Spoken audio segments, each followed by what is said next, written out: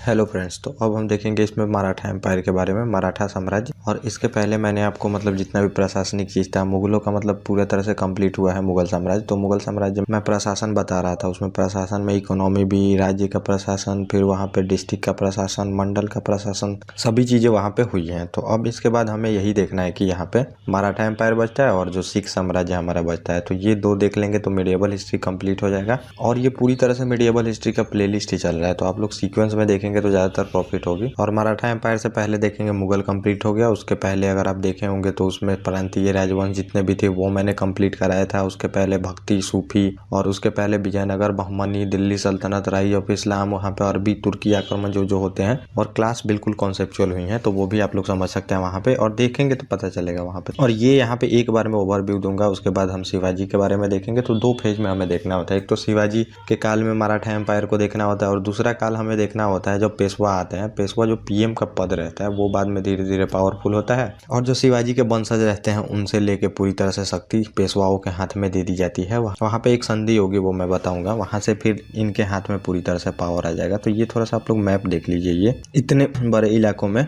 मराठा शासन करेंगे। तो ये निजाम का पावर था, तो वो हैदराबाद यहाँ पे रहता है। ये सब था, ये आपको मॉडर्न इंडिया हिस्ट्री में पता चलेंगी। और ये सब जो डॉट डॉट दिख रहा है तो इम्पोर्टेंट वो सिटी था, वो देखने को मिलेगा। और दिल्ली तक बस मुगल रह गए थे, तो मुगल फिर दिल्ली में यहाँ पे देखेंगे यहीं तक इनका शासन रह गया था, जो कि एक टाइम में पीक पे थे, जो मैंने आपको दिखाया था औरंगजेब के काल तक। औरंगजेब के जाते ही वहाँ पे मुगल पूरी तरह से समाप्त हो जाते हैं, समझिए कुछ ही सालों में, 100 साल में तो पूरी तरह से वो दिल्ली तक ही सिमट के रह जाते हैं। तो यही हमें देखना है। तो पहले हमें कालखंड देखना है मराठा साम्राज्य के बारे में। तो पहले तो इनके जो छत्रपति महाराज रहते हैं ये मराठा एम्पायर की स्थापना करते हैं, लेकिन उससे पहले जो बैकग्राउंड रहता है वो देखेंगे कि साहू जी महाराज इनके पिताजी रहते हैं, वो तैयार करके जाते हैं, फिर मराठा एम्पायर की स्थापना होती है। तो वो भी मैं बताऊंगा, राइज ऑफ मराठा एम्पायर, वहाँ पे क्या क्या फैक्टर थे कि मराठा एम्पायर बनता है। तो पहले हम देखेंगे जो ये छत्रपति शिवाजी थे, मतलब शासक हमें देखना है कितने शासक आए हैं यहाँ पे, और पेशवाओं का काल भी हमें देखना है। तो सबसे पहले यहाँ पे आते हैं शिवाजी महाराज, और इनके दो पुत्र रहते हैं, एक तो राजा राम रहते हैं और दूसरा देखेंगे संभाजी रहते हैं। तो संभाजी को तो मतलब औरंगजेब द्वारा देखेंगे, जब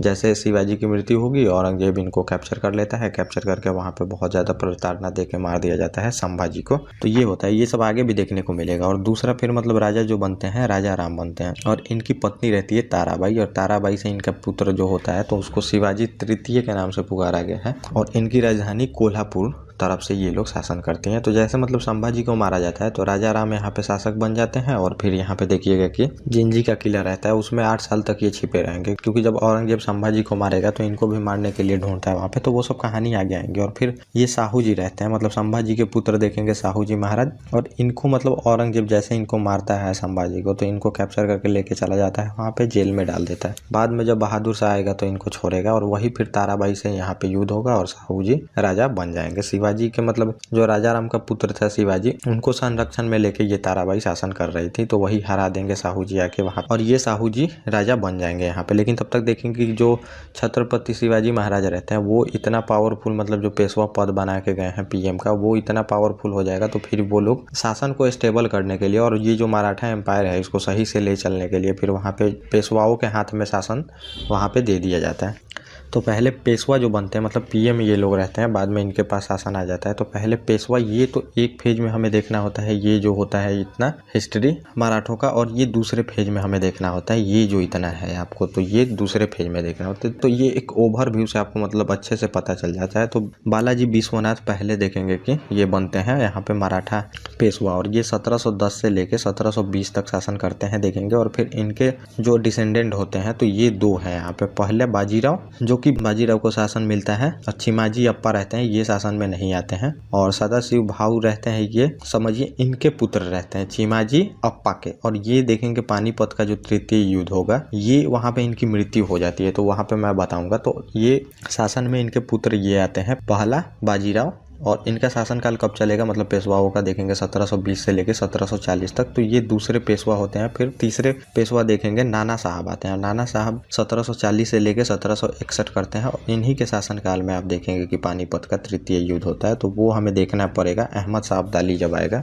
और उसी के शोक में इनकी मृत्यु हो जाती है। क्योंकि मराठा जो जितने भी लोग रहते हैं तो देखेंगे ऐसा कोई घर नहीं बचा रहता है जहाँ पे एक मृत्यु ना हुई हो, मतलब जब अब्दाली से युद्ध होता है वहाँ पे। और मान लीजिए इन्हीं के ही परिवार के मतलब दूसरे पुत्र मान सकते हैं, रघुनाथ राव रहते हैं, जो कि शुरू में तो शासक नहीं बनेंगे लेकिन बाद में बनेगा। और नाना साहब के 3 पुत्र मान के चलिए। माधव राव रहते हैं जो कि 1761 से 1772 तक शासन करेंगे, और फिर नारायण राव रहते हैं, ये 1772 से लेकर 1773 तक ही करते हैं। और इन्हीं के काल में देखिएगा ये सलवाई, और इन्हीं के पुत्र नारायण राव के आप देख सकते हैं कि ये सवाई माधव राव रहते हैं, जो कि जन्म इनका 1773 में और 1795 तक मतलब मान के चलिए कि ये इनका शासनकाल चलेगा यहाँ पे 73 के बाद सवाई माधव राव की। तो कुछ छोटे रहते हैं तो उनको संरक्षण में लेके भी शासन किया जाता था वहाँ पे। और विश्वास राव भी रहते हैं, इन्हीं नाना साहब के पुत्र, जो कि पानीपत की युद्ध होती है तो इनकी भी मृत्यु वहाँ पे हो जाती है, ये आपको मैं बताऊंगा वहाँ पे। तो ये 95 तक शासन आप देख लिए। अब 95 के बाद फिर यहाँ पे दूसरा जो बाजीराव बनेगा, तो ये देख रहे हैं कि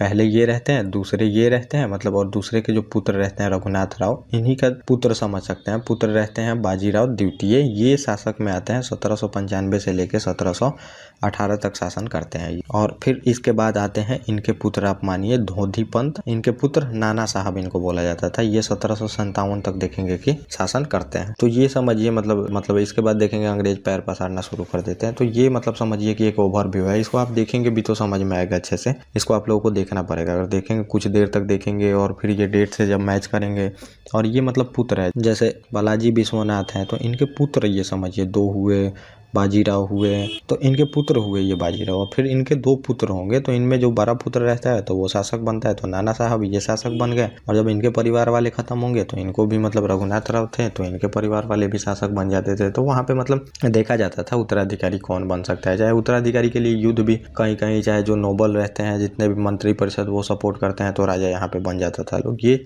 सब चलता था, तो वो आप डेट से मैच कर सकते हैं, आपको देखने को मिल जाएगा यहाँ पे। ये मतलब चार्ट बहुत ही इंपॉर्टेंट है अगर आप लोग देखेंगे तो अब हमें देखना है यहाँ पे मतलब मराठा एम्पायर की उत्पत्ति पहले कैसे होती है, ये थोड़ा सा मैं बता दूं, फिर शिवाजी का काल हम लोग देख लेंगे। तो मराठा एम्पायर के जो राइज का कारण होता है, तो इसमें ये बताया जाता है कि औरंगजेब की जो नीति रहती है, वहाँ पे देखेंगे एंटी हिंदू नीति के कारण वहाँ मराठों का उदय होता है। क्योंकि देखेंगे ये दक्कन में युद्ध करते रहता है, दारुल इस्लाम बनाना चाहता है, वहाँ पे सिखों से लड़ रहा है, राजपूतों से, सतनामी, जाट सभी से लड़ रहा है वहाँ पे। और फिर यहाँ पे अहमदनगर, बीजापुर सबसे तो लड़ ही रहा है। तो ये तो मुस्लिम एम्पायर थे समझिए, लेकिन इन लोगों पे भी वो जुल्म ढा रहा था। तो आपको देखने को मिलेगा बहुत सारे मुस्लिमों को यहाँ भी वो मरवाता है, क्योंकि सिया सुन्नी का उसको विवाद लगता है यहाँ पे। तो ये होता है। तो ये जो इसका औरंगजेब की नीति रहती है, इस वजह से माना जाता है कि मराठा एम्पायर की उत्पत्ति होती है वहाँ पे, क्योंकि पब्लिक भी बहुत ज़्यादा त्रस्त हो गई थी, और पब्लिक को सपोर्ट जब मिलती है तो वहाँ पे उत्पत्ति हो जाती है। और दूसरा इसमें कारण माना जाता है जोग्राफिकल फैक्टर रहता है, जोग्राफिकल ट्रेंड के कारण वहाँ पे, क्योंकि ये लोग देखेंगे तो यहाँ पे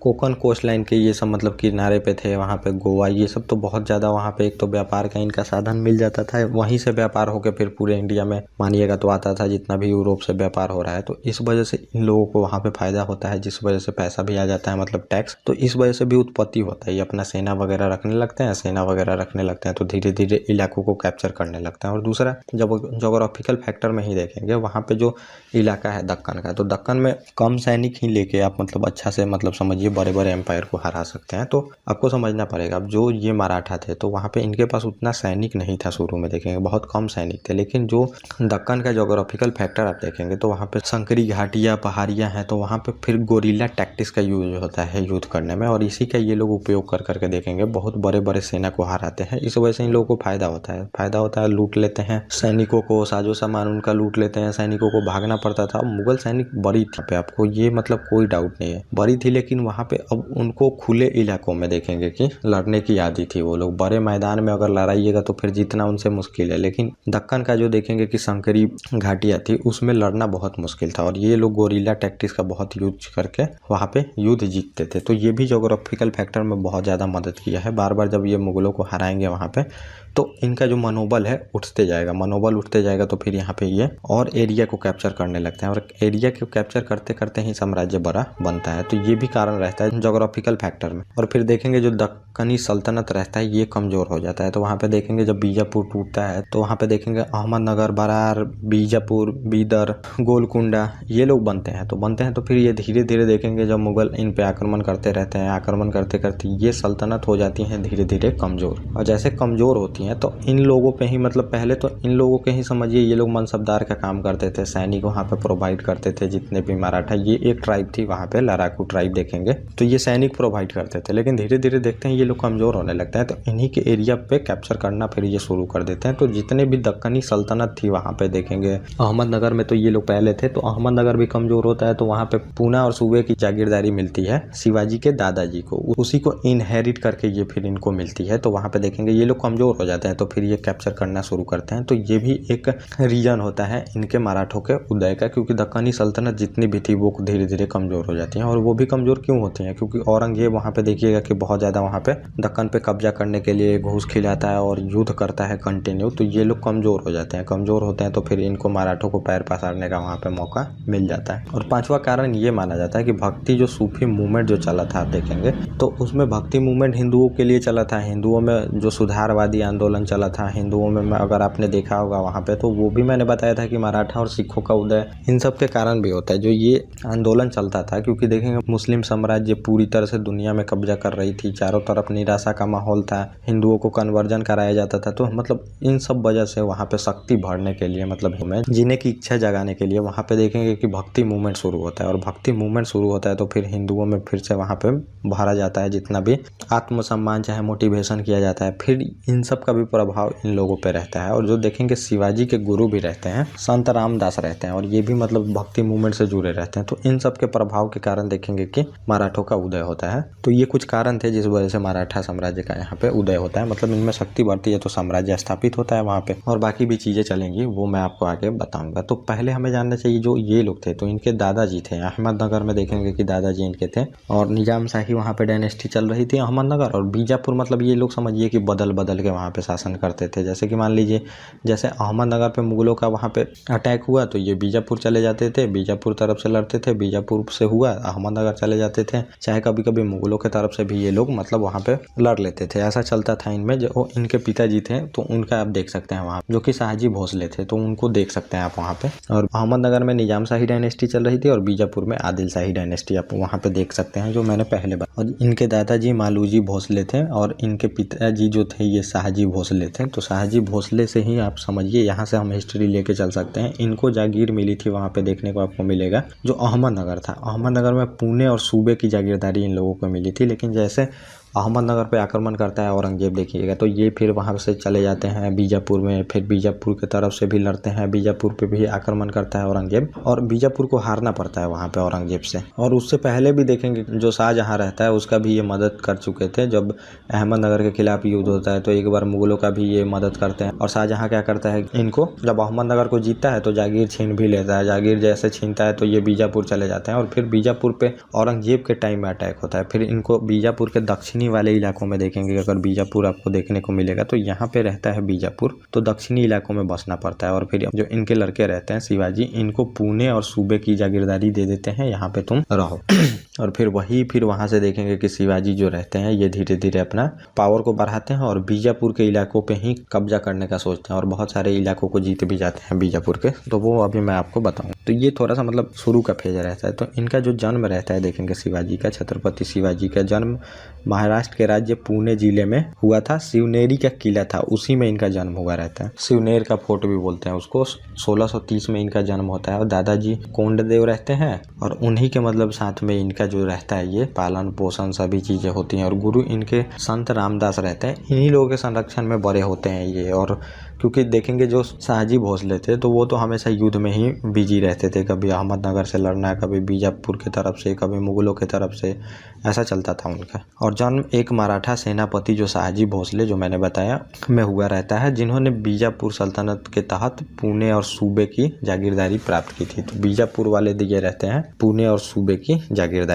तो सबसे पहले देखेंगे इनकी 16 साल की उम्र रहती है। उसी उम्र में ये फिर देखते हैं तोरना का एक किला रहता है, वो बीजापुर के कब्जे में ही रहता है, उसको ये जीत लेते हैं। फिर 1646 में देखेंगे कि प्रतापगढ़ का किला जीत लेते हैं। फिर 1646 में देखेंगे कि रायगढ़ का किला जीत लेते हैं और उसको मराठा की राजधानी भी बनाते हैं वहाँ पे। 1645 में पहली बार सैन्य उत्साह का प्रदर्शन किया जब वो किशोर उम्र में थे और बीजापुर के जो अधीन तोरन का किला रहता है उसको सफलतापूर्वक नियंत्रण कर लेते हैं। तो तोरन का किला ये जीत लेते हैं और कोंडाना का किला जो रहता है इस पे भी अधिकार कर लेते हैं। और ये सब किसके अधीन में है? बीजापुर। तो बीजापुर की शक्ति को घटा रहे हैं, अपनी शक्ति को इंक्रीज कर रहे हैं। ये दोनों किला जो था बीजापुर के कंट्रोल में था और यहाँ पे आदिल शाही डायनेस्टी चल रही थी। फिर आदिल शाही डायनेस्टी के जो राजा रहते हैं आदिल शाह, ये यहाँ पे बोलते हैं कि अब मतलब यहाँ युद्ध करना जरूरी है। फिर यहाँ पे देखेंगे युद्ध को बोलते हैं प्रतापगढ़ का यहाँ पे युद्ध होगा। यहाँ पे एक कहानी भी आपको देखने को मिलती है। यहीं पे अफजल खां जो नाम का रहता है 10,000 सैनिक लेके आता है, लेकिन पहले बोलता है कि तुम्हें माफ कर दिया जाएगा, जो इलाके जीते हो उसको दे दो, संधि कर लो हमसे, संधि करके फिर तुम्हें छोड़ दिया जाएगा वहाँ पे जो आसफ खां रहता है। लेकिन ये फिर बोलते हैं कि ठीक है मीटिंग करो वहाँ पे, और इनको पता रहती है कि ये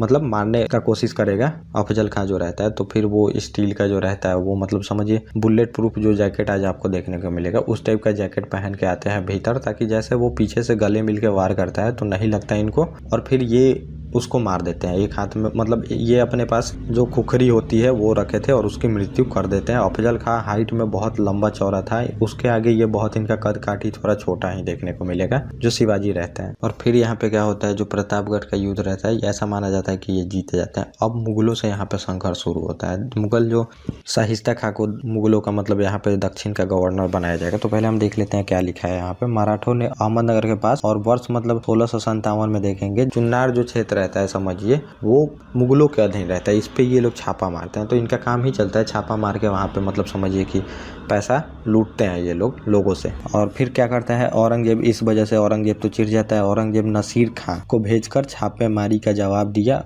जिसमें अहमदनगर में शिवाजी की सेना को हराया गया। तो शिवाजी की सेना को हराया गया। तो उस टाइम देखेंगे मुगल बहुत मजबूत थे, वहां से जीतना बहुत ही मुश्किल था समझिए। लेकिन ये लोग छापा मार देते थे वहां पे पैसे के लिए और लूटपाट मचाते थे वहां पे। और लूटपाट मचा के ऐसा नहीं है कि मतलब जनता को वहां पे ज्यादा परेशान किया जाता था। मुगल सैनिक को लूटपाट मारा जाता था, जो रेड मार दिया जाता था। रात में तुम सोए हो वहीं पे रेड मार दिया गया, सैनिक भागने लगे, अफरा तफरी में सैनिकों को मार दिया जाता। और फिर जो औरंगजेब रहता है ये क्या करता है, शाहिस्ता खां रहता है, इसका मामा ही लगेगा वहाँ पे। शाहिस्ता खां को दक्कन का फिर वहाँ पे गवर्नर बनाता है। मतलब अब इनको कंट्रोल करने के लिए जो मराठा रहते हैं बीजापुर अहमदनगर सबको कंट्रोल करने के लिए शिवाजी फिर क्या करते हैं 1659 में देखेंगे पुणे में शाहिस्ता खां औरंगजेब का ये मामा रहता है और बीजापुर की सेना की एक बड़ी सेना को हराया। तो बीजापुर की सेना को तो हरा ही चुका है। यहाँ पे समझिए शाहिस्ता खां रहता है औरंगजेब का मामा। इसको क्या करता है कि वहाँ पे एक कहानी होती है देखने को आपको मिलेगा। ये आता है हेडक्वार्टर पुणे को पहले मराठों से जीतता है, हेडक्वार्टर वहाँ पे पुणे में बनाता है अपना।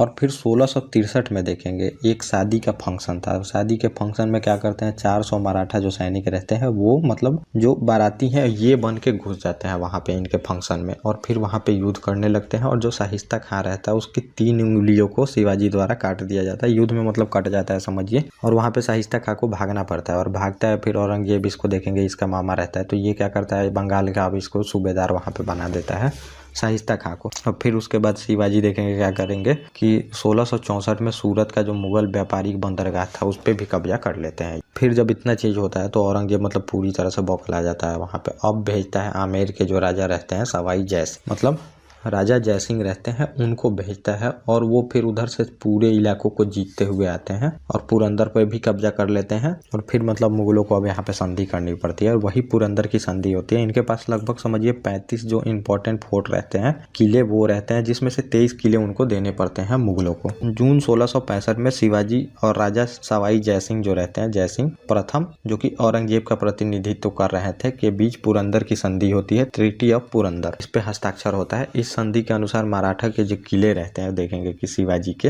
मुगलों को देने पड़ते हैं। और शिवाजी जो रहते हैं इनको भी वहाँ पे जो राजा जयसिंह रहते हैं ये बोलते हैं कि चलो वहाँ पे अच्छा खासा तुम्हें वैल्यू भी दिया जाएगा और जो औरंगजेब है उनसे तुम मिल भी लोगे। मिलने को बोल के वहाँ पे बुलाया जाता है दिल्ली वाले इलाकों में और फिर ये राजी हो जाते हैं जो शिवाजी रहते हैं और फिर जाते हैं वहाँ पे। तो औरंगजेब द्वारा आगरा मिलने के लिए सहमत हुए, ये मतलब सहमत हो गए। और संभाजी जो रहते हैं इनको भी जो इनका पुत्र रहता है इनको भी आगरा भेजने के लिए तैयार हो गए थे वहाँ पे। लेकिन जैसे समझिए शिवाजी जाते हैं वहाँ पे इनको 5000 के मनसब के लाइन में खड़ा कर दिया जाता है कि तुम्हें मनसबदारी व्यवस्था में मतलब रैंक 1 का ऑफिसर बना दिया जाएगा। अब इनको खटक जाता है क्योंकि देखेंगे दक्कन में इतना मतलब ये 35 किलो पे इनका राज है, बहुत मतलब नाम हो ही गया था और तुम्हें मतलब एक छोटा सा सैनिक पद दे रहे हो मनसबदारी का, तो फिर वहाँ से ये जाने लगते हैं गुस्सा हो, और गुस्सा होकर जाने लगते हैं। तो औरंगजेब भी फिर वहाँ पे गुस्सा हो जाता है कि तुम लाइन से कैसे उठ सकते हो, और इनको मतलब समझिए वहाँ पे कैद में डाल दिया जाता है, गिरफ्तार कर लिया जाता है। और बाद में इनका बर्थडे रहता है, उस दिन इन्हीं का हमशक्ल रहता है और ये प्लान बना के समझिए कि निकल जाते हैं, वहाँ पे आते हैं और 4 सालों में ही देखेंगे कि सभी जो किले ये लोग जीते रहते हैं मुगल, सब पे फिर से कब्जा कर लेते हैं और अपने मुगलों के भी जितने इलाके थे उन पे भी अटैक करने लगते हैं, उस पे भी कब्जा करने लगते हैं। और फिर होता क्या है, शिवाजी अब जब आ जाते हैं वहाँ से छूट के, फिर 1674 में रायगढ़ में मराठों का जो होता है ये राजा के रूप में ताज पहनते हैं। तो यहाँ पे राजाभिषेक इनका होता है रायगढ़ के किले, और यहीं से इनको टाइटल मिलता है छत्रपति का, और इन्हें छत्रपति, शाक्यकर्ता, क्षत्रिय, कुलवंत और जो हैंदव धर्मोद्धारक की उपाधि मिलती है। तो ये सब कुछ उपाधि मिलती है और देखेंगे कि इनकी मृत्यु 1680 में हो जाती है इनकी मृत्यु। तो ये होता है। तो एक बार यहाँ भी आप लोग देख सकते हैं कि जो ये है यहाँ पे देखने को आपको मिलेगा जो युद्ध का सीक्वेंस रहता है, कहाँ कहाँ ये युद्ध करते हैं, चाहे कहाँ कहाँ अटैक करते हैं इंपॉर्टेंट, तो ये सीक्वेंस भी यहाँ पे डाला है। तो पहले प्रतापगढ़ की लड़ाई जो मैंने आपको बता दिया, ये मराठा राजा छत्रपति शिवाजी महाराज और आदिल शाही जो डायनेस्टी रहती है उसी का सेनापति अफजल खां रहता है, उसके बीच में होता है महाराष्ट्र के सतारा शहर के पास जो प्रतापगढ़ का किला रहता है उस पे ये लोग कब्जा कर लेते हैं समझिए यहाँ पे। और फिर होता है पवन खेरा का युद्ध, देखेंगे 1660 में होता है। यह युद्ध मराठा जो सरदार रहते हैं बाजी प्रभु देश पांडे और आदिल शाही के सिद्दी मसूद के बीच में मराठा के कोल्हापुर शहर में होता है। तो ये था, ये सब मतलब इतना इंपॉर्टेंट नहीं है, ज़्यादातर तो पॉलिटिकल हिस्ट्री से क्वेश्चन नहीं आता, लेकिन एक आपको कॉन्सेप्ट डेवलप करने के लिए और जो सीक्वेंस होता है वो जानने के लिए इंपॉर्टेंट है। और फिर सूरत की लड़ाई होती है, देखेंगे 1664, और यह युद्ध होती है गुजरात के सूरत शहर के पास होती है। छत्रपति शिवाजी महाराज और जो मुगल कप्तान रहता है इनायत खां के बीच में हुई रहती है। तो मुगलों से संघर्ष तो कंटिन्यू चल ही रहा था। और पुरंदर की लड़ाई हुई रहती है 1665 में। यह युद्ध देखेंगे मराठा और मुगल साम्राज्य के बीच में हुई है, जो कि मैंने बता ही दिया। राजा जयसिंह आते हैं यहाँ पे, आमेर के राजा रहते हैं ये। और फिर अगला इंपॉर्टेंट सिंहरगढ़ की लड़ाई भी हुई रहती है। ये महाराष्ट्र के पुणे शहर में हुआ रहता है। पास जो सिंहरगढ़ का किला है, मराठा शासक जो रहते हैं शिवाजी महाराज के सेनापति रहते हैं तानाजी मालुसरे, और जयसिंह प्रथम के अधीन जो रहता है गढ़वाले उदयभान राठौर, और ये मुगल सेना के प्रमुख थे, इनके बीच में हुआ था। तो तानाजी मूवी भी आप देखे होंगे, तो ये युद्ध हुआ रहता है। तो इसी सब युद्ध के बाद देखेंगे ये सब इलाके जो रहते हैं ये लोग जीते जाते हैं 1670 के बाद, जो कि राजा जयसिंह पुरंदर की संधि में किले 23 लिए रहते हैं। वो सब किले जीतने के लिए तानाजी और ये जितने भी युद्ध हुए हैं उसके बाद के वो होते हैं,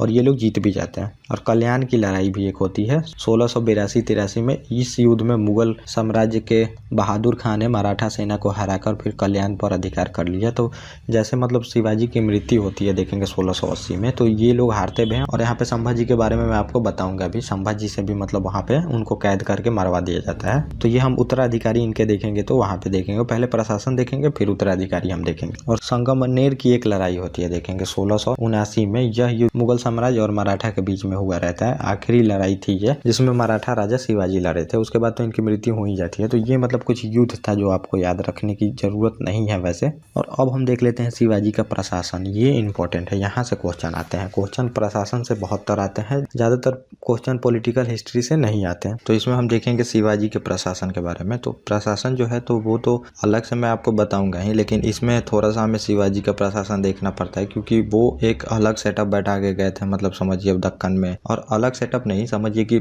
जो मलिक अंबर रहता है अहमदनगर का, समझिए एक वजीर रहता है वहाँ पे मलिक अंबर। देखेंगे कि सोमालिया से लाया गया एक ब्लैक रहता है, जो कि धीरे धीरे अपने मतलब सैनिक के दम पे सैनिक रखता है और बहुत ऊपर चला जाता है। और अहमदनगर में ये समझिए पीएम के पद पे रहता है। उसी की व्यवस्था को मतलब ये एडिट करके अपनाते हैं, जो कि मॉडिफाई करके मैं आपको बताऊंगा। तो उसी से प्रभावित रहता है, जो कि ये शिवाजी का प्रशासन रहता है, वही हमें देखना पड़ेगा। ज्यादातर पॉलिटिकल हिस्ट्री से तो कम क्वेश्चन आती है, यहाँ से आपको क्वेश्चन देखने को मिलेगी। तो इंपॉर्टेंट चीज हम यहाँ पे देख लेते हैं शिवाजी के काल में क्या क्या हुआ नया, और जो बाकी चीजें बचेंगी वो मैं आपको वहाँ पे बता दूंगा जब हम देखेंगे पूरी तरह से मराठों का प्रशासन। जबकि मैं पेशवाई के बाद देखेंगे कि इनके उत्तराधिकारी, तो इसी में कंप्लीट हो जाएगा। उसके बाद पेशवाओं का शासनकाल हमें अलग से देखना होता है। उसके बाद मराठा का पतन का क्या कारण वहाँ पे बनता है ये भी मैं आपको बता दूंगा। और उसके बाद जो हम प्रशासन देखेंगे वो बहुत ही अच्छे से देखेंगे, सैन्य प्रशासन कैसा था मराठों का, उसमें पूरी चीज़ें आएंगी जैसे कि बाकी चीज़ें हुई हैं। और उसके बाद हम देखेंगे सिख साम्राज्य, जो कि आपको 10 गुरुओं के बारे में बताऊंगा। उसके बाद कैसे मिसलों में बट जाता है पंजाब, फिर वहाँ पे जो शुकर चकिया मिसल के रहते हैं रणजीत सिंह, उनके बारे में बता के तो टोटल चीज़ें होंगी। तो अभी हम देख लेते हैं जो शिवाजी के अधीन में प्रशासन था वो हमें यहाँ पे देखना होता है। तो ये ज़्यादातर टाइम नहीं लगेंगी, ये कंप्लीट कर दूंगा और इनके उत्तराधिकारी को मैं आपको बता दूंगा। तो शिवाजी के अधीन जो प्रशासन था, तो जो ये मैंने आपको बताया ये केंद्रीय प्रशासन देखना होता है, स्टेट का प्रशासन होता है, वो सब एक ही में था। ज़्यादातर स्टेट तो वहाँ पे डेवलप नहीं थी क्योंकि उतना बड़ा साम्राज्य अभी तक नहीं बना था जो कि पेशवाओं के काल में बनेगा। तो जो ये बनाते हैं तो पूरी तरह से ये भी केंद्रीकृत रहता है, निरंकुश रहता है। अंतिम कानून निर्माता भी यहाँ पे देखेंगे शिवाजी रहते हैं, और जो फिर कानून को इम्प्लीमेंट जो करेंगे वो भी शिवाजी ही करेंगे। और वहाँ पे न्यायिक कार्य भी, मतलब टोटल जितने भी कार्य हैं केंद्रीकृत व्यवस्था थी, जैसे कि बाकी जगह पे भी थी वैसे ही आपको यहाँ भी देखने को मिलेगी। तो इसकी स्थापना जो रहते हैं प्रशासन की ये शिवाजी करते हैं, जो कि देखेंगे दक्कनी शैली जो रहती है उससे काफ़ी प्रभावित थी। दक्कनी शैली में आपको कौन कौन देखने को मिलेगा, वहाँ पे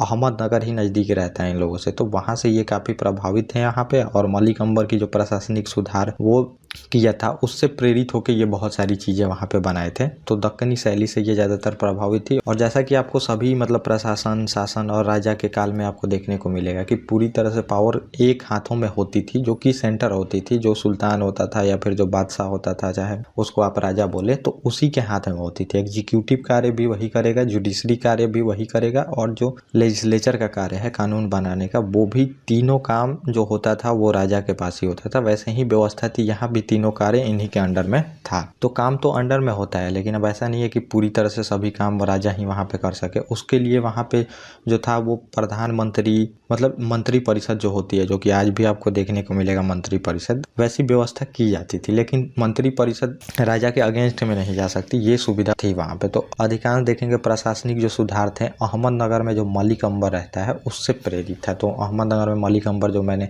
पहले भी आपको बताया है, तो मलिक अंबर बहुत ही मतलब सोमालिया से एक ट्रेड करके लाया गया स्लेव रहता है, वो धीरे धीरे मतलब अपने बल पे बहुत लंबा चौड़ा रहता है वहाँ पे, तो पहुँच जाता है वहाँ पे। धीरे धीरे देखेंगे प्रशासनिक अच्छा खासा पद पे, और वो फिर जो सुधार करता है उसी से प्रेरित होकर ये भी सुधार करते हैं यहाँ पे जो शिवाजी रहते हैं। और राजा जो होता था ये सर्वोच्च जो था ये राज्य का प्रमुख होता था, जो मैंने बताया। और अष्टप्रधान मतलब 8 मंत्रियों का एक ग्रुप इनके पास होता था, जो कि इनको शासन प्रशासन चलाने में हेल्प करता था। ये चीज़ें थी। अष्टप्रधान के बारे में बहुत ही नाम सुने होंगे, मतलब 8 प्रमुख यहाँ पे जो मंत्री होते थे जो कि इनको शासन चलाने में हेल्प करते थे। ये पहले भी मैंने बताया है आपको और अभी भी बता रहा हूँ।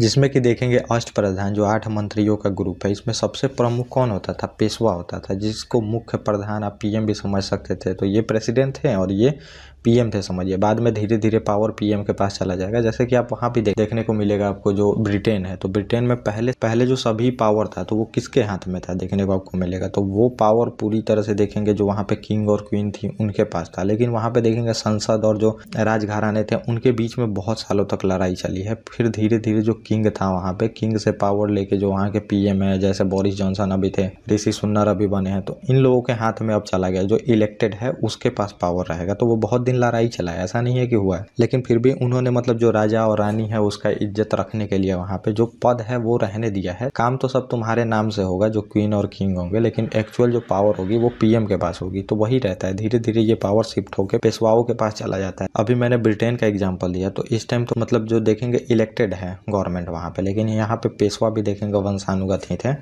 उसी का पुत्र पेशवाओं का राजा बनता था वहाँ। पेशवा मजबूत हो जाते हैं और संगोली की संधि वहाँ पे आपको देखने को मिलेगी, जिसके तहत देखेंगे जो शिवाजी के उत्तराधिकारी रहते हैं उनके बीच और ताराबाई वहाँ से संघर्ष चलते रहता है। तो उन लोगों के बीच में देखेंगे कि एक संधि हो जाएगी, जिसके तहत एक्चुअल पावर जो है पेशवाओं के अधीन चला जाएगा। क्योंकि पेशवा देखेंगे कि इंपॉर्टेंट रहते हैं लेकिन पावर नहीं रहता वहाँ पे, और ये धीरे धीरे फिर साम्राज्य को जो है सुदृढ़ करेंगे, शक्ति प्रदान करेंगे, और उसके बाद जो मराठा साम्राज्य है बहुत दूर तक फैलेगा। तो वही होता है बाद में आपको मैं बताऊंगा। तो पेशवा को मुख्य प्रधान के रूप में भी जाना जाता है। मूल रूप से राजा जो शिवाजी की सलाहकार परिषद का नेतृत्व ये करता था। तो जो मंत्री परिषद थी समझिए, उसका भी ये प्रधान ही इसको आप समझ सकते हैं, ये था यहाँ पे पेशवा। तो ये था मंत्री परिषद है। यहाँ पे मैं आपको बता दूंगा कौन कौन से थे यहाँ पे पद और किस नाम से पुकारा जाता था, उनका क्या नाम था, ये भी आपको देखने को मिलेगा। तो अब हम देख लेते हैं इसमें राजस्व प्रणाली इनकी कैसी थी। राजस्व तो शिवाजी ने जागीरदारी प्रणाली को समाप्त कर दिया, यहाँ पे जागीर देना, और रैयतवारी प्रणाली में बदल दिया। तो जागीरदारी मतलब आप समझिए कि जो बीच का मिडिल मैन था तो वो उसको हटा दिया, और रैयतवारी मतलब रैयत, आप देखेंगे ये सिस्टम बाद में भी बहुत फेमस होगा। तो रैयत मतलब यही होता है कि डायरेक्ट किसानों से वहाँ पे राजस्व जो है वसूला जाएगा। तो ये डायरेक्ट अब लेना शुरू करते हैं, वहाँ पे बीच में मिडिल मैन कोई नहीं रहेगा। जो कि जमींदार होते थे तो वो देखेंगे कि जमींदार बीच में मिडिल मैन का काम करते थे। जो राजा होता था डायरेक्ट जमींदार से वहाँ पे कांटेक्ट करेगा। जमींदार का काम है कि जितने भी किसान होंगे वहाँ से उनसे सभी पैसे वसूलेगा और वसूल के फिर सेंटर को देगा वहाँ पे। तो इसमें होता था कि जमींदार बहुत पैसा खाते थे, और धीरे धीरे ऐसा होता था जो जमींदार है वो कृषि में कोई रिफॉर्म नहीं करता था, जिससे एक्चुअल जो देखेंगे मतलब प्रोडक्शन है वो गिरते जाता था। बाद में जमींदार चेंज कर दिया जाता था वहाँ पे। जमींदार जब चेंज कर दिया जाता था तो जमींदार भी सोचता था कि क्यों मैं आखिर में इसमें सुधार करूँ, बाद में तो किसी और ही जमींदार के पास ये जमीन चली जाएगी, ये भी था। तो इस वजह से रैयतवारी व्यवस्था यहाँ पे लाई जाती है, मतलब डायरेक्ट किसानों से टैक्स ली जाएगी, और जो भी सुधार होगा तो जब किसान और सीधे राजा में बातचीत होगी, मतलब राजा तो नहीं करेगा वहाँ पे, राजा का प्रतिनिधित्व वहीं करेगा वहाँ पे, तो अब सुधार भी हो सकेगा। किसान जो है फीडबैक देगा वहाँ पे, राजा के पास फीडबैक पहुँचेगा और फिर वहाँ पे सुधार भी हो सकता है जमीनी लेवल। तथा देखेंगे वंशानुगत जो राजस्व अधिकारियों की स्थिति में परिवर्तन किया गया, जो मैंने बताया ये वंशानुगत भी होते थे कभी कभी जमींदार, इनके वंश वाले ही शासन करते रहेंगे, तो ये भी व्यवस्था आपको देखने को मिलेगी। तो वंशानुगत भी ये लोग होते थे, मतलब उन्हीं का जो वंशज है फिर जमींदार बनेगा, ये भी सिस्टम चलता था वहाँ पे। जिसमें से इनका नाम जो था देखेंगे देशमुख थे, देश पांडे थे, पाटिल थे, ये सब पहले भी नाम आपको मैंने बताया है, एवं कुलकर्णी थे। तो ये सब लोग मतलब समझिए जमींदार की श्रेणी में आते थे, इस नाम से इनको पुकारा जाता था। जैसे कि मनसबदारी व्यवस्था मैंने बताया था, तो मनसबदार होता था जो पद पे बैठता था, और मनसबदारी व्यवस्था मतलब कि ये शासन की व्यवस्था थी वहाँ पे। और शिवाजी जो थे तो ये मीरा सरदार जो थे ये मतलब हमेशा से इन्हीं के पास जमीन रहती थी, ये समझिए वंशानुगत चले आते थे भूमि लेके। इन पे बहुत कड़ाई से फिर देखते हैं इनको कि कितना ये जो है धांधली कर रहे हैं, इनको बहुत कड़ाई से पालन किया जाता था, मतलब कड़ाई से इनका देखभाल किया जाता था कि ये कितना धांधली कर रहे हैं। तो इस पे शिवाजी व्यवस्था करते हैं, क्योंकि बहुत सारी ज़मीन होती है जो ऐसे दे दी जाती है, और वो जमींदार जो होते हैं वो हमेशा इनहेरिट करते आते हैं जो भी उसके फैमिली मेंबर हैं, तो फिर उनको भी व्यवस्था करते हैं, इनकी अकाउंटेबिलिटी निश्चित करते हैं। और राजस्व प्रणाली थी तो ये मलिक अंबर जो था उसकी काठी प्रणाली से प्रेरित थी, जिसमें देखेंगे कि भूमि के प्रत्येक टुकड़े को रॉड या फिर काठी द्वारा मापा जाता है। तो रॉड से इस वजह से भी मापा जाता था। जो रस्सी होती थी तो देखेंगे वो मतलब कभी कभी वहाँ पे धूप ऊप से वो लंबी हो जाती थी, अगर खींचने पे देखिएगा तो लंबी हो जाती थी, कभी कभी ठंड के दिन में सिकुड़ के छोटी हो जाती थी। तो ये फिर यहाँ पे आती है प्रणाली काठी प्रणाली, जिसमें भूमि का जो प्रत्येक टुकड़ा है उसमें देखेंगे कि रॉड या फिर काठी से नापा जाता था। तो ये जो था कि कभी भूमि मतलब छोटी हो जाती थी कभी बड़ी, ये व्यवस्था हट जाती है वहाँ से, और फिर मतलब एक्चुअल जो भूमि की है वो माप लगाई जाती थी और वहाँ से टैक्स फिर वसूली जाती थी। तो ये व्यवस्था यहाँ पे होती है। और दो तरह के टैक्स लगाए जाते थे, तो ये टैक्स का नाम बहुत ही आप लोग सुने होंगे, एक था चौथ और दूसरा था सरदेशमुखी। ये दो टैक्स मतलब लगाते थे ये लोग। तो दोनों टैक्स में यही बस अंतर था आपको देखने को मिलेगा। तो जो चौथ होता था तो चौथ मतलब वही था जो मतलब इन लोगों के अधीन तो नहीं है, जैसे मुगलों के अधीन में है ये जमीन, चाहे मतलब अहमदनगर बीजापुर जिनके इनके अधीन में है, इस भूमि से जो ये लोग टैक्स लेते थे उसको चौथ बोला जाता था। चौथ मतलब अब ये क्या करते थे, बोलते थे कि यहाँ पे मैं लूट नहीं मचाऊंगा, मतलब ये लोग लूटते थे, रेड मारते थे, पहले भी बताया मैंने, और फिर जो मार्केट का मार्केट था उसको ये लोग लूट लेते थे जो मराठा थे। तो फिर ये वहाँ पे बोलते थे जो जनता होती थी, अगर तुम टैक्स दोगे वहाँ पे 1/4 यहाँ पे टैक्स लगता था, 25% टैक्स लगता था, और ये बोलते थे अगर हम यहाँ पे लूट नहीं मचाएंगे तो तुम्हें ये टैक्स देनी पड़ेगी, अगर नहीं दोगे तो फिर लूट मचाएंगे। तो ये व्यवस्था थी। अब इसका एक ये भी मतलब रीजन था कि जो जनता है, समझिए जनता है तो फिर अब इनके राज्य में शामिल भी होना चाहिए, क्योंकि जो सरदेशमुखी है तो सरदेशमुखी वो कहाँ से लेंगे, देखिए सरदेशमुखी जो था ये जो इनके अधीन था जो भूमि मतलब पूरी तरह से इनका कंट्रोल है, वहाँ पे सरदेशमुखी देशमुखी लगता था, जो कि देख रहे हैं 10% लग रहा है। और यहाँ पे चौथ लग रहा है आपको 25%, जो कि मतलब समझिए मुगलों के अधीन है, तो 25% जनता को तो यहाँ देनी पड़ रही है। साथ में मुगल भी तो टैक्स लेंगे, वहाँ पे मुगल भी जो टैक्स लेंगे तो 25% समझिए, 10-20 जो भी 30% मुगल भी ले लिए, तो इनको 50% टैक्स देना पड़ जाता था, जहाँ पे चौथ वाले इलाकों में थे जो पब्लिक। तो इस वजह से पब्लिक क्या करेगी, बोलेगी मतलब या तो इसमें हमें करना चाहिए मराठों में हम जुड़ जाए, तो यहाँ पे 10% ही टैक्स लगेगा, 25% जहाँ देना पड़ रहा था वहाँ पे 10% ही टैक्स देके हम रह सकते हैं, साथ में मुगलों को भी टैक्स नहीं देना पड़ेगा वहाँ पे, तो बहुत टैक्स का रेट कम हो जाएगा। तो इससे क्या होगा, मराठों का साम्राज्य भी विस्तार होगा। तो ये भी एक मान सकते हैं, अगर कॉन्सेप्ट आप लगाएं तो यहाँ पे भी एक मतलब देखने को मिलता है। इस वजह से भी ये लोग रेट मार के वसूलते थे पैसा, ताकि जो जनता है वो सपोर्ट कर सके इनके साम्राज्य में शामिल होना चाहे, मुगलों के अधीन रहना नहीं चाहे, चाहे अहमदनगर बीजापुर इन लोग अधीन ना रहना चाहे, इन लोगों में जुड़ जाए यहाँ पे। इस वजह से भी ये टैक्स देखेंगे कि लगता था। तो यही था मतलब चौथ जो था, जो इनके अधीन नहीं था, रेड नहीं मारेंगे, इसके बदले लेते थे। सरदेशमुखी जो था मतलब जो इनके सीधे कंट्रोल में है, उन पे ये टैक्स लेते थे। और ओवरऑल अगर आप टैक्स देखेंगे तो इन लोगों का ओवरऑल टैक्स मतलब लगभग समझिए कि 30-40% इन लोगों का टैक्स आता था हर एक एरिया से, अगर मान के चलेंगे तो जितना भी उत्पादन होता था। और जो ये पाटिल नाम का अधिकारी मैंने बताया, तो ये जिले में होते थे, देशमुख भी होते थे। तो पाटिल नाम का जो ये अधिकारी आपको देखने को मिलेगा, तो ये अधिकारी गाँव में होता था जो टैक्स वसूलने का काम करता था, और जिले में देशमुख आपको देखने को मिलेगा, जो कि वंशानुगत ही आते थे ये लोग अधिकारी। तो ये था। और सैन्य में क्या फिर ये करते हैं, तो सैन्य भी मतलब बहुत ही देखेंगे मजबूत सैन्य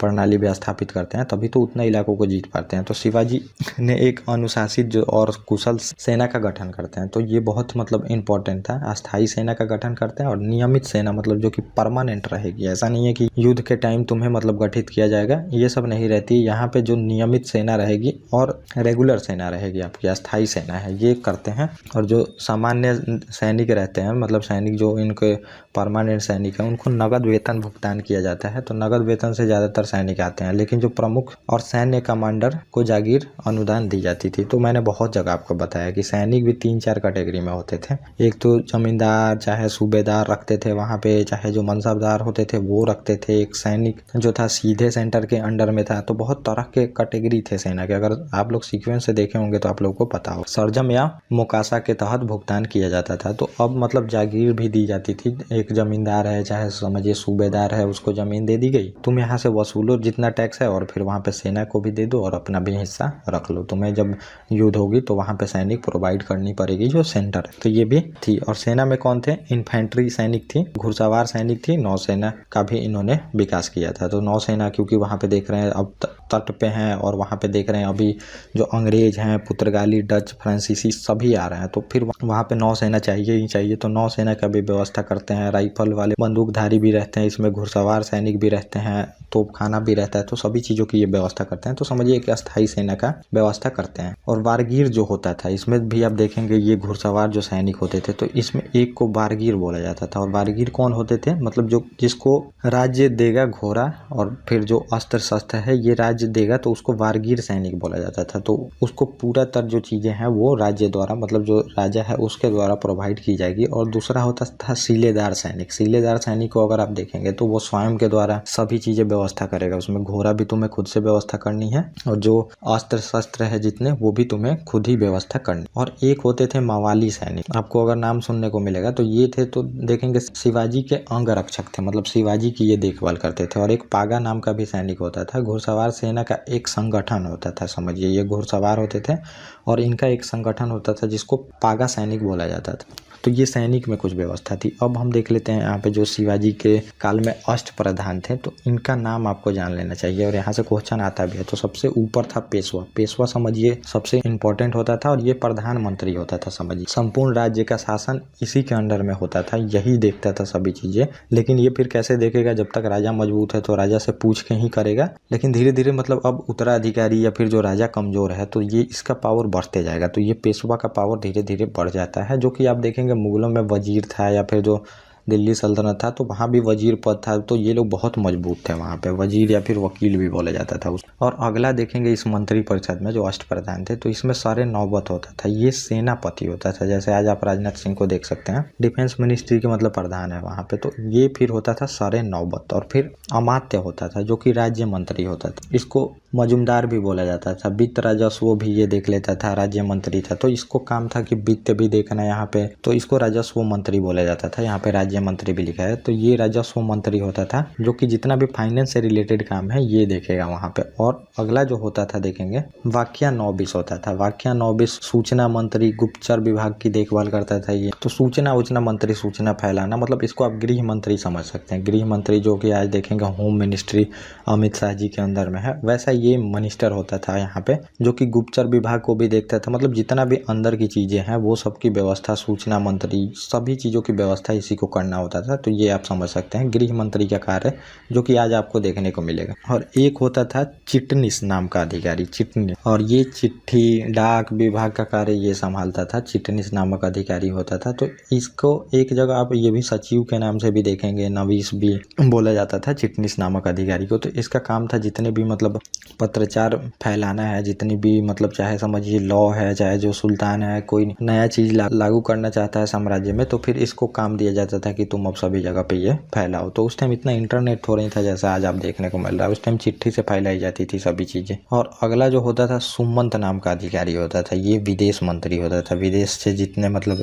आज आप देखेंगे एस जयशंकर साहब हैं, वैसे ही ये विदेश मंत्री सुमंत नाम का अधिकारी होता था। और इसको आप दवीर भी देखने को कहीं कहीं मिला है, दवीर नाम से भी पुकारा गया है। यही सुमंत नाम का जो अधिकारी होता था ये विदेश मंत्री होता था। विदेश से जितने भी अगल बगल के स्टेट उस टाइम विदेश थे, आज आप जो विदेश देखेंगे वैसा नहीं है। मतलब विदेश क्या होता है, जो आपके सीमा क्षेत्र से बाहर के जो देश हैं उनको आप विदेश पुकार सकते हैं। तो वही था, सीमा क्षेत्र से बाहर अहमदनगर, बीजापुर, ये सब भारत का आज अंग है, लेकिन उस टाइम मतलब ये समझिए अपने आप में एक देश ही थे। तो इनसे जितना भी बात होगा चाहे कुछ भी होगा तो ये इनके लिए विदेशी थे, मराठों के लिए। और फिर अगला था पंडित राव। पंडित राव आपको मिलेगा धार्मिक मंत्री होता था ये, क्योंकि धर्म से भी रिलेटेड काम देखना पड़ेगा। क्योंकि अगर शिवाजी के काल में आप देखिएगा तो मुस्लिम भी सेना में बहुत सारे भरे हुए थे, तो इस वजह से धार्मिक कार्य भी अच्छे से हो ये सब देखने की भी व्यवस्था ये करते हैं। तो ये पंडित राव करते हैं।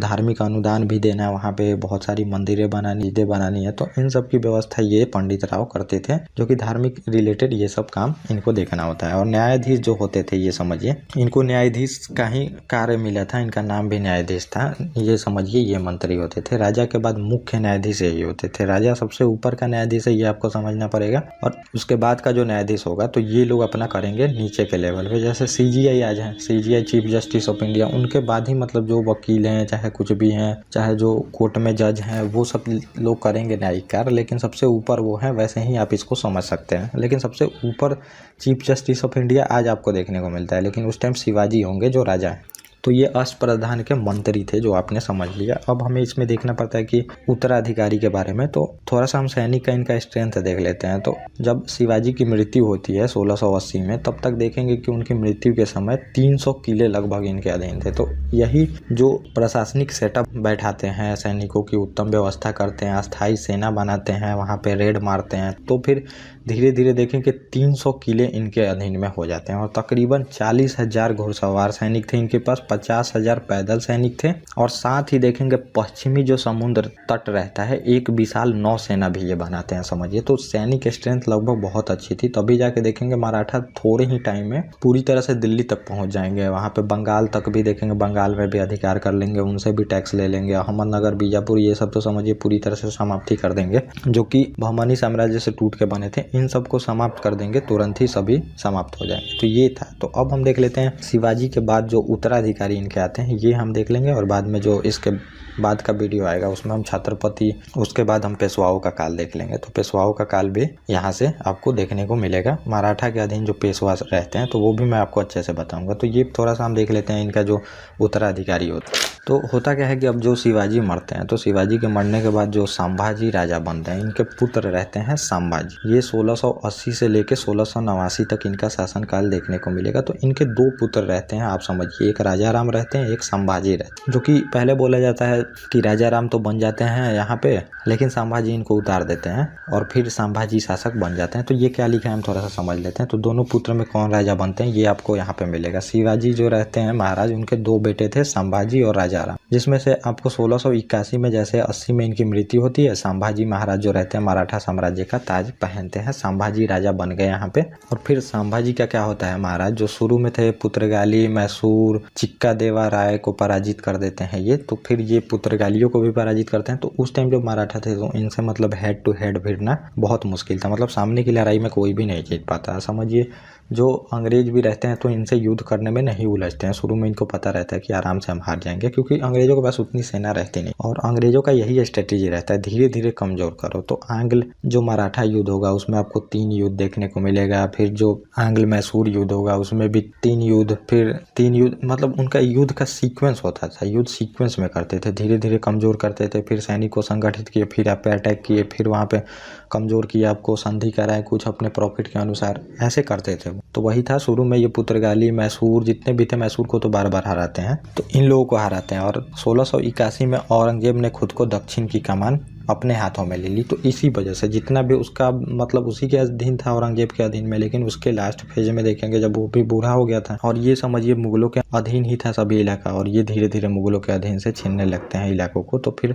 अब क्या करता है जो औरंगजेब रहता है, ये अपने हाथ में ही दक्कन की कमान ले लेता है और फिर बीजापुर और गोलकुंडा की जो सल्तनत रहती है, मतलब समझिए बीजापुर और गोलकुंडा, इस पे पूरी तरह से ये लोग अपना कब्जा कर लेते हैं मराठे। तब यहाँ पे फिर मतलब पूरी तरह से चटक जाता है औरंगजेब और फिर वहाँ से जितना भी उसका खजाना रहता है, जितना भी वो लोग खजाना बचा के रखते हैं, वो सब मंगा लेता है वहाँ पे और पूरी तरह से मनसबदारों की यहाँ पे भर्ती करता है, जो कि बाद में जागीरदारी क्राइसिस में चेंज होती है और इसी से युद्ध करने के लिए फिर यहाँ पे। और फिर होता क्या है, यहाँ पे एक सिनेरियो बनता है जो मैंने बताया। औरंगजेब का एक पुत्र रहता है, विद्रोही पुत्र अकबर। अकबर पहले जाता है राजपूतों के पास, तो राजपूतों से भी युद्ध करता है। ये मैंने आपको पहले ही बताया था, राजपूतों से युद्ध करता है, राजपूतों को हराता है। फिर वहाँ से ये भाग के आ जाता है मराठों के पास। फिर मराठा इसको शरण दे देते हैं और 4 सालों तक मराठा अपने पास रखते हैं, मतलब बोलते हैं कि हम तुम्हें संरक्षण देंगे। और इस अकबर का भी नीति सेम उस जो अकबर था उसी जैसा रहता है, सहिष्णुता की नीति। इसी वजह से ये लोग संरक्षण देते हैं, चाहते हैं कि वो शासन में आ जाए ताकि जो सभी धर्म है उसको मिला के चल सके, और मिला के चलता तो समझिए मुगल इतना जल्दी डिक्लाइन भी नहीं होते, जो कि नहीं ये चाहता था औरंगजेब। और फिर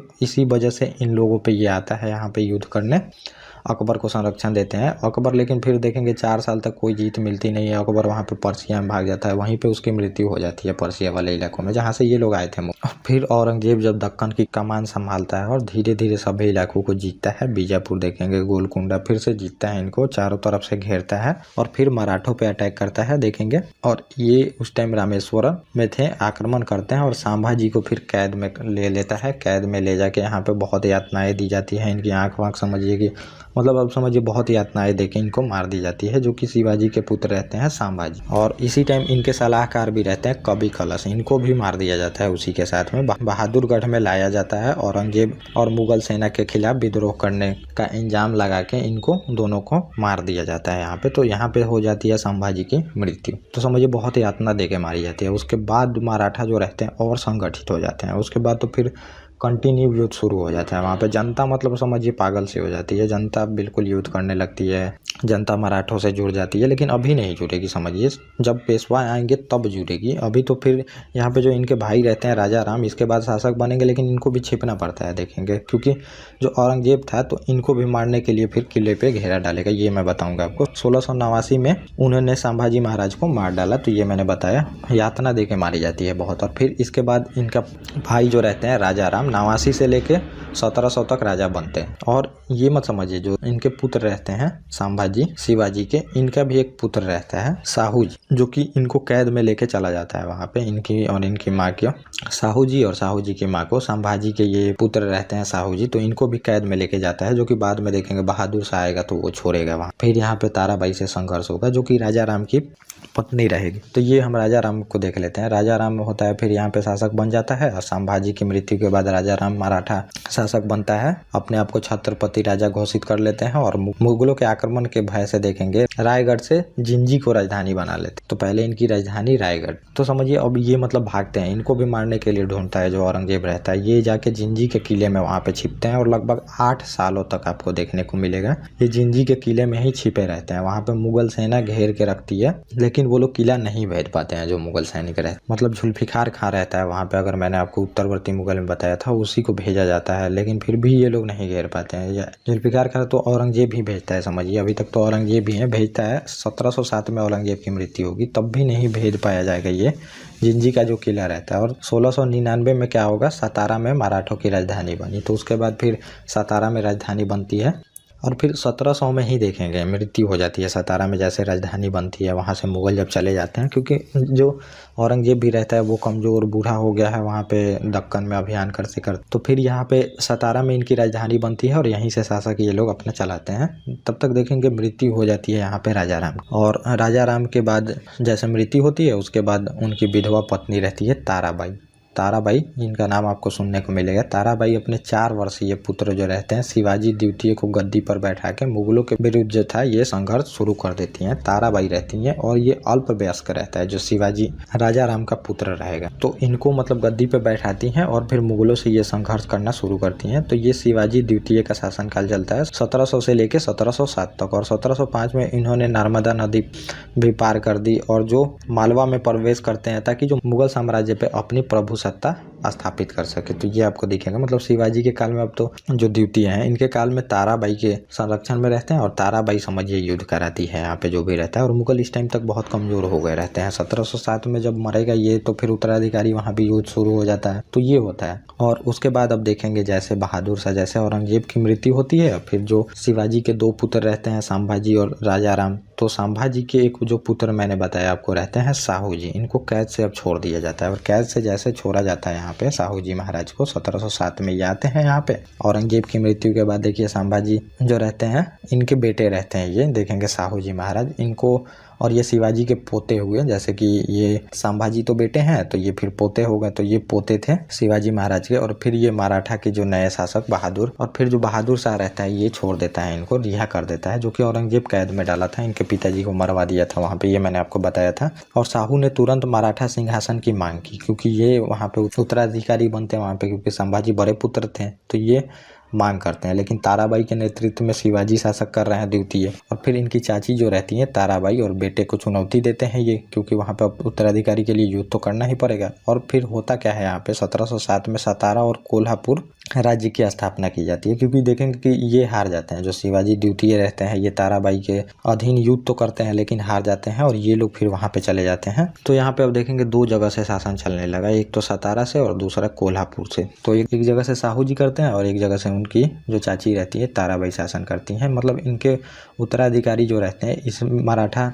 साम्राज्य में ही वाद विवाद हो गया। इसी वजह से जो देखेंगे जो कि पेशवा आएंगे, इसी को मतलब शांत करने के लिए जो इनका था, तो पेशवा जो थे ये साहू जी के साथ में थे, क्योंकि एक्चुअल शासक साहू जी ही रहते हैं। तो यही संधि कराएंगे, दोनों लोगों में संधि करा देंगे और अपना मतलब खुद का एक्चुअल पावर अपने हाथ में ले लेंगे जो पेशवा रहते हैं। तो साहू जी फिर क्या करते हैं, ये मराठा साम्राज्य की नया छत्रपति बनते हैं, लेकिन इनकी माता अभी भी मुगलों के ही कब्जे में रहती हैं। जो मैंने बताया उस टाइम औरंगजेब कब्जे में ले लेता है, लेकिन अंत में मराठा साम्राज्य पूरी तरह से सशक्त हो गया। तब साहू जी ने अपनी माँ को भी रिहा करा लिया। तो उस टाइम तक मुगल बहुत ही कमजोर हो गए थे, तो ये अपने माँ को भी रिहा करा लेते हैं। और साहू जी देखेंगे 1713 में जो बालाजी रहते हैं को पेशवा पद पे नियुक्त कर देते हैं। और बालाजी फिर विश्वनाथ की नियुक्ति के साथ ही पेशवा पद बहुत ही शक्तिशाली हो जाता है। पेशवा पद यही शक्तिशाली हो जाएगा जो कि बाद में इन लोगों में संधि हो जाती है और फिर एक्चुअल जो पावर है ये पेशवाओं के हाथ में चली जाती है संगोला की संधि के तहत। तो साहू जी के शासनकाल में रघुजी भोसले ने वर्तमान जो बंगाल था मराठा साम्राज्य का विस्तार किया। तो रघुजी भोसले ये आपको मैं आगे बताऊंगा। फिर इनके टाइम तक ये इंपॉर्टेंट मंत्री पद पे रहते हैं, समझिए। मतलब अब ये जो है ये बंगाल तक ये लोग अपना मतलब अधिकार कर लेते हैं। और इसी टाइम तक आप देखेंगे बाद में पेशवाओं का अभी तो शासनकाल चलेगा बहुत दिनों तक। उसके बाद देखेंगे जो ये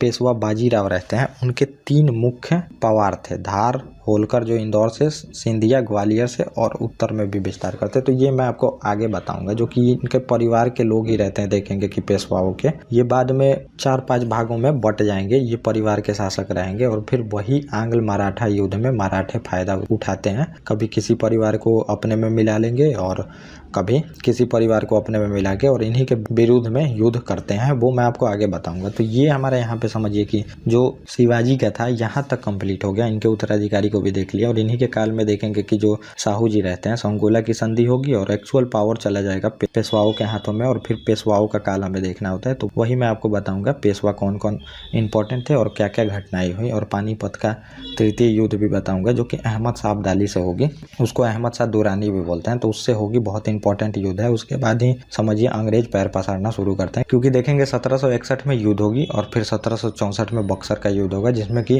अंग्रेजों को पहले से पता चल गया रहता है अब कोई पावर बची नहीं है, मराठा भी सपोर्ट कहीं करेंगे नहीं किसी को, और फिर वो पैर पसारना शुरू करते हैं वहाँ पे। तो वो भी मैं आपको बताऊंगा। तो ये हमने देख लिया। तो शिवाजी में हमने क्या क्या देखा आपको देखने को यहाँ पे मिलेगा। पहले जो छत्रपति रहते हैं समझिए, और दूसरे नंबर पे कौन आते हैं तो ये समझिए दूसरे नंबर पे रहते हैं संभाजी, और तीसरे नंबर पे आपको राजा राम बनते हैं, और फिर चौथे नंबर पे कौन बनते हैं तो ये शिवाजी द्वितीय जो रहते हैं ये बनते हैं, आपको देखने को मिलेगा, जो कि कोल्हापुर से ये लोग शासन करते थे। बाद में मतलब बताया मैंने सतारा और कोल्हापुर बनता है, 2 जगह से शासन चलने लगता है और वही संगोला की संधि होगी। तो कोल्हापुर से ये लोग शासन करने लगते हैं। जैसे वहाँ पे शिवाजी के पोते रहते हैं साहू जी, इनके संभाजी के पुत्र वो आते हैं, तो वहाँ पे युद्ध होता है और ये कोल्हापुर चली जाती है लोग, ताराबाई शिवाजी को लेके वहाँ से ये शासन करने लगती हैं कोल्हापुर से। तो ये चौथा नंबर के राजा बनते हैं यहाँ पे, जो मैंने बताया इनके संरक्षण में ताराबाई के। और फिर 5वें नंबर पे आप साहू जी मिलते हैं और ये सतारा से शासन कर रहे थे, जो कि यहाँ पे लिखा भी है।